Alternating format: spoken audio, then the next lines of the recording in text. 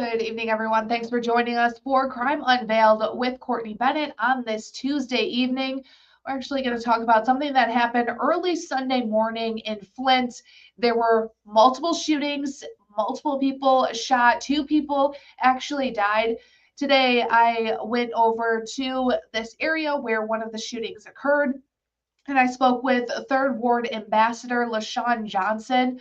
I'm going to play our interview with her where she talks about the violence has to stop and something has to be done. Now, she was appointed as ambassador back in January. Right now, there's no person representing this ward on Flint City Council. Quincy Murphy was the former councilman who died back in September, and this seat has been vacant. So again, LaShawn Johnson, one of those ambassadors appointed by Flint Mayor Sheldon Neely back in January.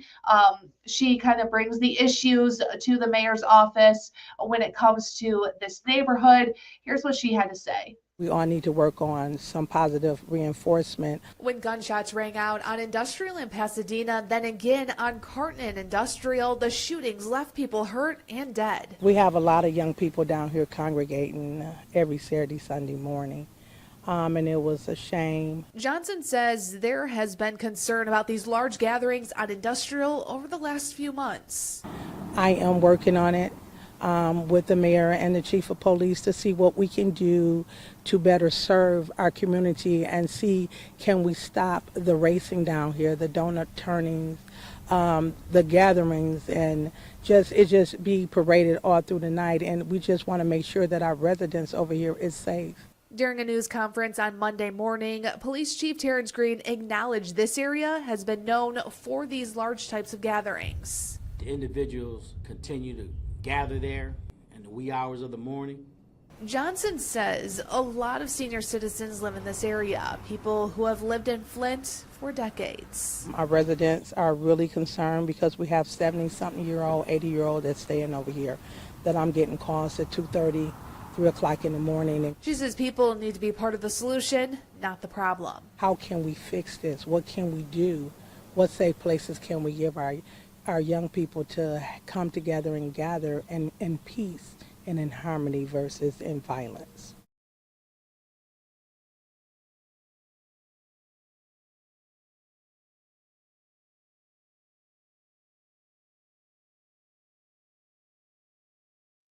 So again, that was LaShawn Johnson, who represents the Third Ward as that ambassador. No one sits on city council right now for the Third Ward.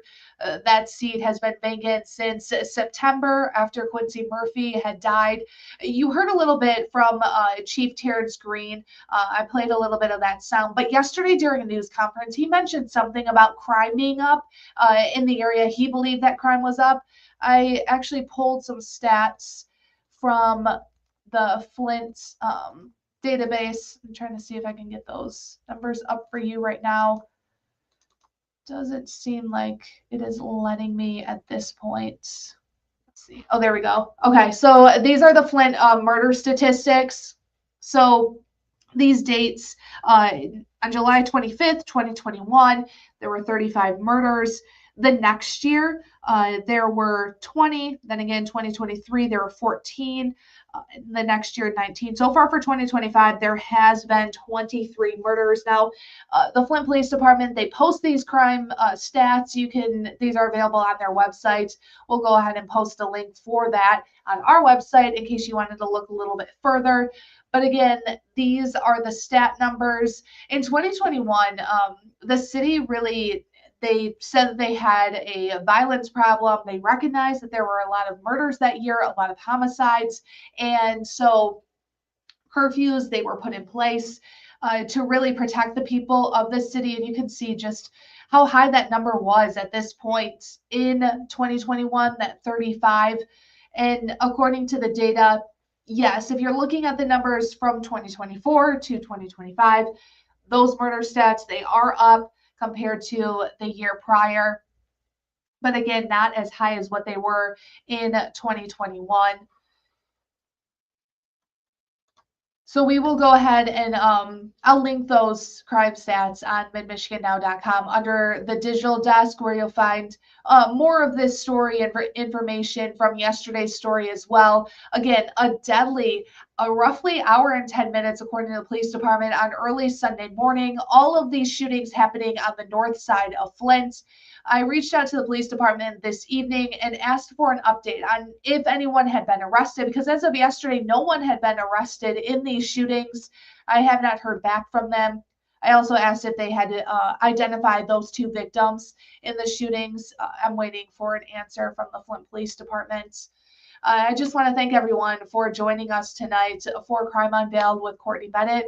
We'll be back next week, next Tuesday, for another digital desk edition of Crime Unveiled. I hope everyone enjoys the rest of their evening.